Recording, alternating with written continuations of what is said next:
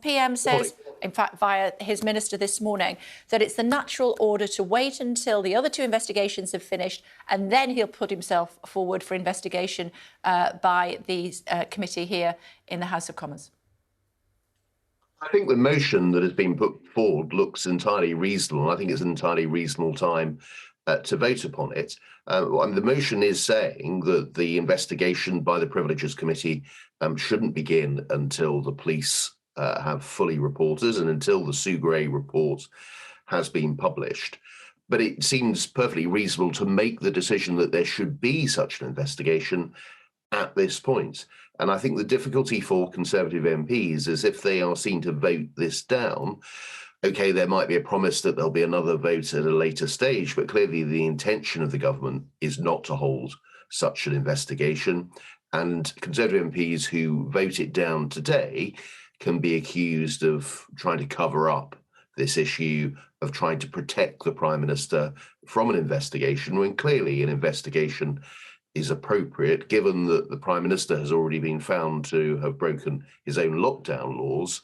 And what Parliament needs to understand properly is whether he has misled Parliament as well. You're a learned man. There's been a lot of comparison between a partygate fine and a parking fine being comparable. Is it? No, it's not. And we have to remember that this, let's go back to the point at which these offences may have occurred. At that point, the government, including the Prime Minister, was stressing that this was of very great importance, that we all needed to play our part, that this was all about protecting lives. And that's why those rules were in place. So I think to dismiss these as minor issues, given the nature of the lockdown rules, given that the public messages that were coming from the government at the time, given that it was the Prime Minister himself who decided to impose these restrictions, I think the idea that these should just be dismissed as very minor offences and not really significant. And also, there is this issue here of what the Prime Minister has said to Parliament and the accusation of misleading Parliament. Now, it doesn't matter, if the Prime Minister had stood up and said, I've never committed a parking offence, and he had, that would be a serious matter, because you just can't mislead Parliament. He says, as you well know, and I'll put it to you again, that on the two occasions that he allegedly misled Parliament, at that time, that's what he believed. And we can't disprove that. We don't know what was in his head at the time. Well, I think that's the argument about whether he has misled Parliament or not, and that is what the Privileges Committee, committee made up of members of Parliament, should investigate.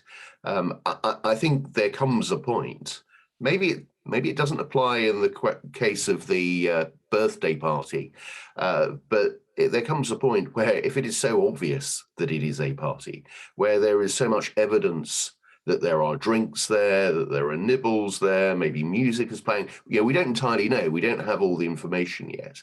But if the evidence is so clear that, in fact, it looked like a party, it sounded like a party, then, it is a party, and it's not credible for the Prime Minister to claim otherwise, and he thought otherwise. But that's for the committee to investigate, and I think it is right that it investigates that, specifically focused on the issue of whether he has misled Parliament or not. But isn't the point one that you just touched on there, that we don't know yet what all the evidence is? So why are we hang-drawn and quartering him when we don't actually know what either the police or Sugray have concluded? Because this motion that the Labour Party has put forward isn't calling for him to be hanged, drawn or quartered. What it's saying is there should be an investigation.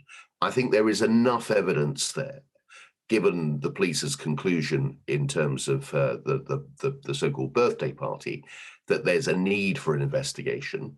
What conclusions should be reached should be based on the evidence. And as I say, we're not talking about this investigation commencing until the police process has been completed. But I think it is reasonable at this point for Parliament to make it clear that the evidence is sufficient that it is of such seriousness that there should towards civilians. But I agree, the investigation shouldn't start until the police have completed their process, and the evidence can then be put before the Privileges Committee.